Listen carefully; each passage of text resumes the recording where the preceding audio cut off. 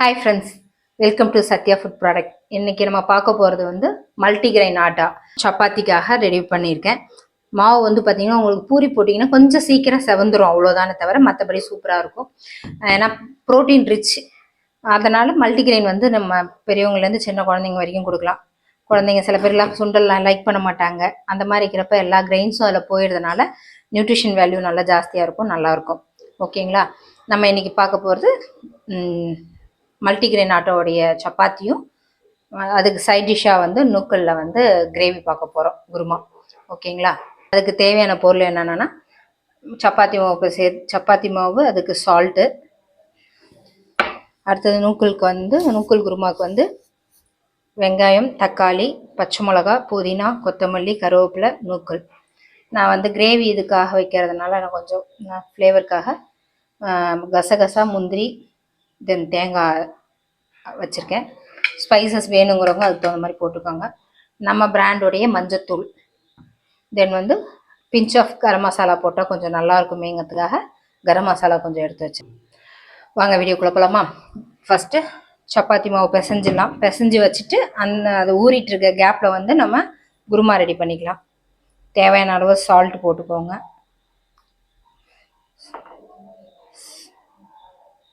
போட்டுட்டு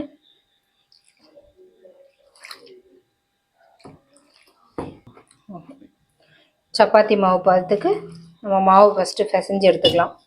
இது சாஃப்டாக இருக்கும் உங்களுக்கு சப்பாத்தி சுட்டிங்கன்னா. இதை நம்ம மூடி போட்டு எட்ட வச்சிடலாம். வச்சுட்டு குருமா பண்ணுறதுக்கு இது பண்ணிக்கலாம். செக்கு கடலை எண்ணெய் நான் யூஸ் பண்ணுறேன்.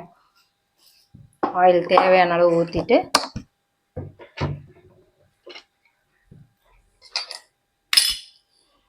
பட்டை, கிராம்பு, ஏலக்காய், பிரிஞ்சி இலை, அப்புறம் சோம்பு. பட்டை, கிராம்பு, ஏலக்காய் எல்லாத்தையும் பொரிஞ்ச உடனே நம்ம வந்து ஒவ்வொன்றும் வெங்காயம் போட்டுக்கலாம்.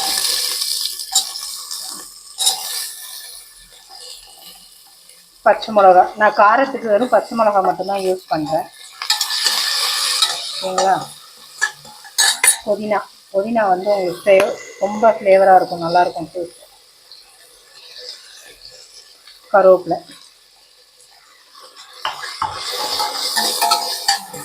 நல்லா தாளிச்சிட்டு, இதுக்கு ரொம்ப வதங்கணும்னு அவசியம் இல்லை, ஏன்னா நம்ம விசில் போட்டுற போகிறோம். விசில் போட்டோன்னா நம்ம காய், ஏன்னா குழந்தைங்க வந்து காய் வந்து சாப்பிட மாட்டாங்கங்கிறதுனால காய் போட்டு நம்ம விசில் போட்டுட்டோம்னா நல்லா மசிஞ்சிடும். அப்போதைக்கு வந்து பசங்க அப்படியே சாப்பிடுவாங்க. அதனால நான் ரொம்ப வதக்கலை. நூக்கல், தக்காளி மட்டும் நம்ம லாஸ்ட்டாக இறக்குவோம் இல்லையா குருமா, அப்போ போட்டுக்கலாம்.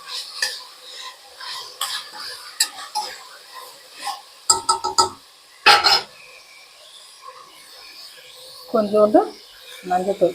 நான் கலர் வந்து கொஞ்சம் லைட் கலராக வரணுங்கிறதுனால மஞ்சத்தூள் கம்மியாக போடுறேன். கரம் மசாலா. வீடியோஸ் பார்த்துட்டு நம்மளுடைய ப்ராடக்ட் வந்து ஆர்டர் போட்டு வாங்கினாங்க. மஞ்சத்தூள் வந்து அவ்வளோ அரோமா சூப்பராக இருக்குது, நல்லா ப்யூராக இருக்குதுன்னு சொல்லிட்டு கஸ்டமர் சொல்லியிருந்தாங்க. ரொம்ப நன்றி. அதேமாரி வந்து கரம் மசாலாவும் மட்டன் குழம்பு வச்சோம், சூப்பராக இருந்துச்சு.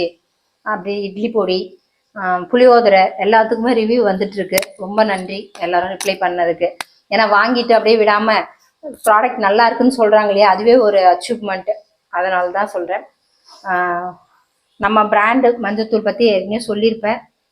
ஓகேங்களா? தென் வந்து காய் கொஞ்சம் வதங்கிடுச்சு. தேவையான அளவு உப்பு போட்டுட்டு தண்ணி ஊற்றி நம்ம விசில் விட்டுடலாம்.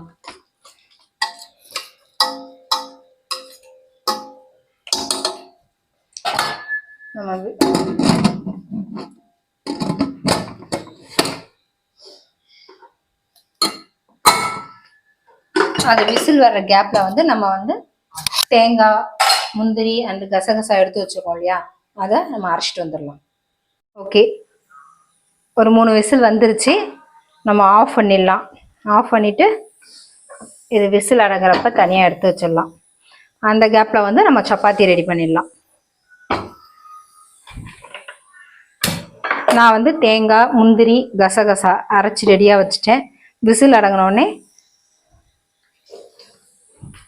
அதை யூஸ் பண்ணிட்டு ஊற்றிக்கலாம்.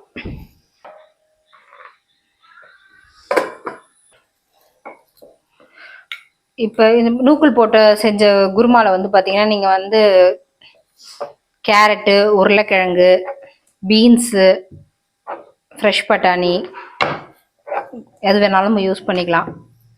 சரி, நான் இன்றைக்கி ஒரு வெஜிடபிள் மட்டும் போட்டுக்கலாங்கிறதுனால நான் அப்படி செஞ்சுருக்கேன்.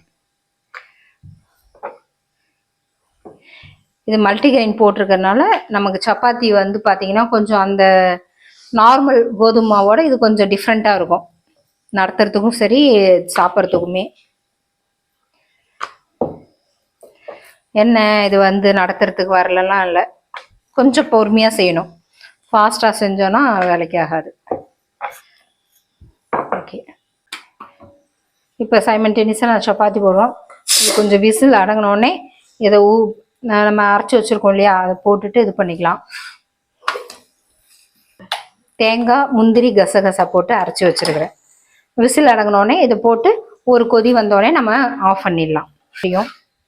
சப்பாத்தி நல்லா சாஃப்டாக இருக்கும், டேஸ்ட் வைஸ் நல்லாயிருக்கும். குழந்தைங்க கண்டிப்பாக சாப்பிடுவாங்க.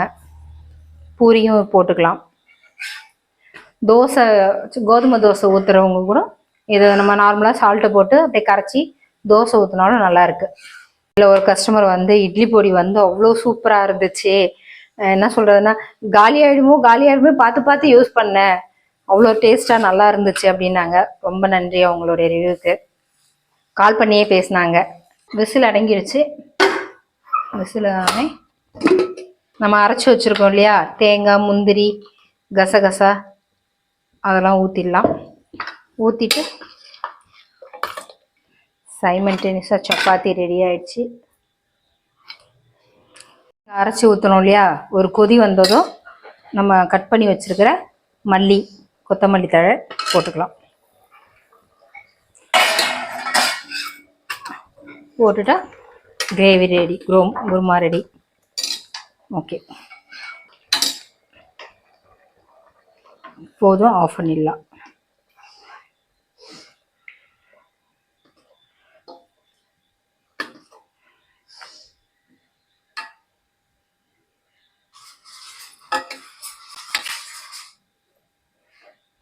ஓகே,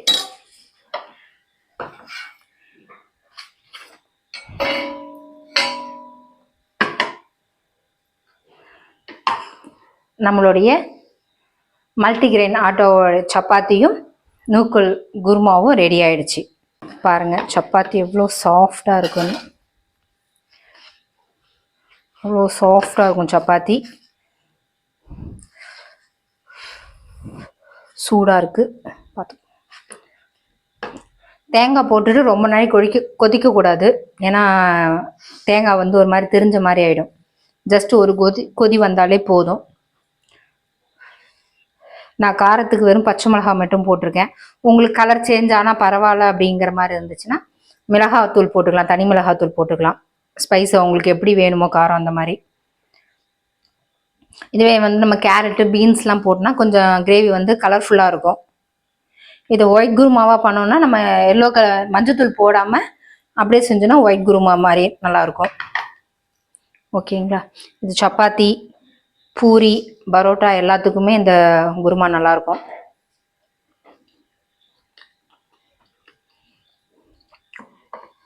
சூப்பராக இருக்குது. தேங்க்யூ ஃபார் வாட்சிங். சப்போர்ட் பண்ணுங்கள். பாய்.